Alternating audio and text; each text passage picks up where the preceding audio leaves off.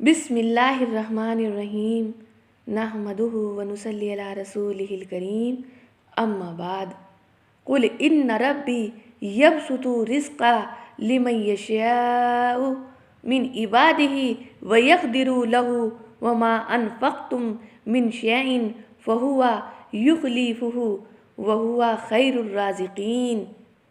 آپ کہہ دیجئے کہ میرا رب اپنے بندوں میں سے جس کو چاہے روزی کی وسعت عطا کرتا ہے اور جس کو چاہے روزی کی تنگی دیتا ہے، اور جو کچھ تم اللہ کے راستے میں خرچ کرو گے اللہ تعالیٰ اس کا بدل عطا کرے گا، اور وہ سب سے بہتر روزی دینے والا ہے۔ بے شک یعنی تنگی اور فراغی اللہ تعالیٰ شانہ کی طرف سے ہے۔ تمہارے خرچ کو روکنے سے فراغی نہیں ہوتی اور خرچ زیادہ کرنے سے تنگی نہیں ہوتی۔ اللہ تعالیٰ فرماتے ہیں کہ اگر تم یہ سوچتے ہو کہ پیسہ جوڑ کے رکھنے سے فراغی ہو جائے گی تو ایسا نہیں ہے، اور نہ ہی خرچ زیادہ کرنے سے تنگی ہوتی ہے۔ یہ صرف تمہاری سوچ ہے، بلکہ اللہ کے راستے میں جو خرچ کیا جائے اس کا بدلہ آخرت میں تو ملتا ہی ہے، دنیا میں بھی اکثر اس کا بدلہ ملتا ہے۔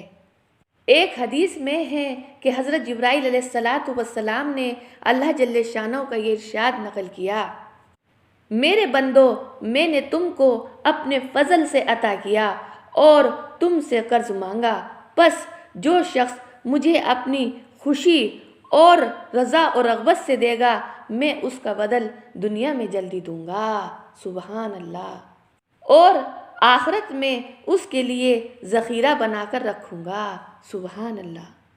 اللہ تعالیٰ کیا فرماتے ہیں؟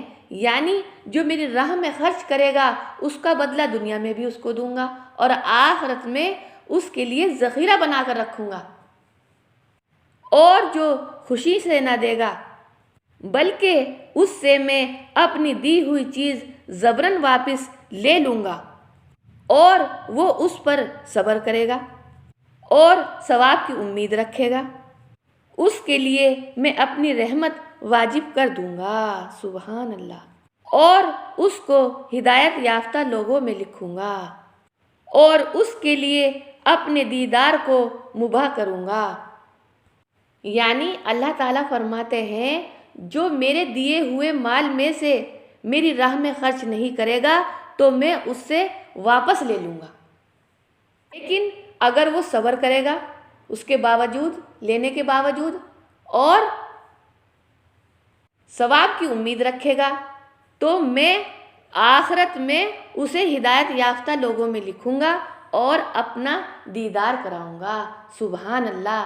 یعنی اللہ تعالیٰ کی دی ہوئی چیز لینے کے بعد اگر کوئی شخص صبر کرتا ہے تو اللہ تعالیٰ اس کو وہاں پر اعلیٰ مقامات پہ پیش کریں گے۔ کس قدر حق تعالیٰ شانہ کا احسان ہے کہ اپنی خوشی سے نہ دینے کی صورت میں بھی اگر بندہ زبر سے لے لیے جانے میں بھی صبر کرے گا تو اس کے لیے بھی اجر فرما دیا۔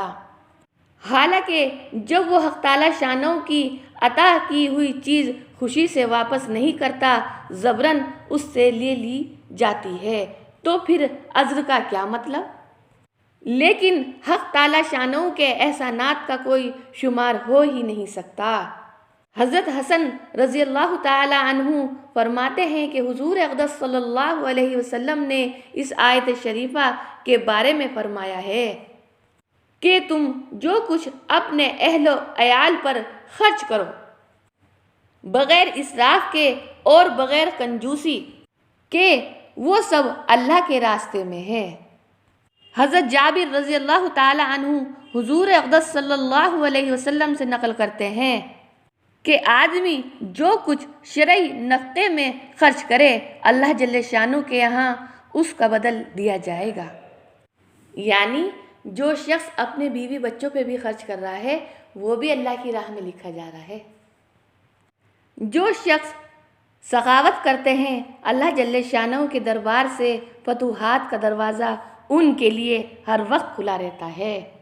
یعنی جو شخص اللہ کی راہ میں خرچ کرتے ہیں تو کامیابی انہی کے لیے ہے آخرت میں، اور جو شخص کنجوسی سے جوڑ جوڑ کر رکھتے ہیں اکثر کوئی آفت، بیماری، مقدمہ، چوری وغیرہ ایسی چیزیں پیش آ جاتی ہیں جس سے برسوں کی کمائی کچھ دنوں میں ضائع ہو جاتی ہے۔ یعنی جو شخص اللہ کی راہ میں نہیں دیتے تو اللہ تعالیٰ کوئی نہ کوئی پریشانی میں اس کو مبتلا کر دیتا ہے اور وہ سارا جڑا ہوا مال سب نکل جاتا ہے۔ اور اگر کسی دوسرے نیک اعمال کی برکت سے اور اس کی نیک نیتی سے اس پر ایسا خرچ نہیں پڑتا تو نالائق اولاد باپ کی عمر بھر کی کمائی مہینوں میں برباد کر دیتی ہے۔ اللہ کی راہ میں نہ دینے کا اتنا بڑا وبال پڑتا ہے۔ صدق اللہ العظیم۔ السلام علیکم ورحمۃ اللہ وبرکاتہ۔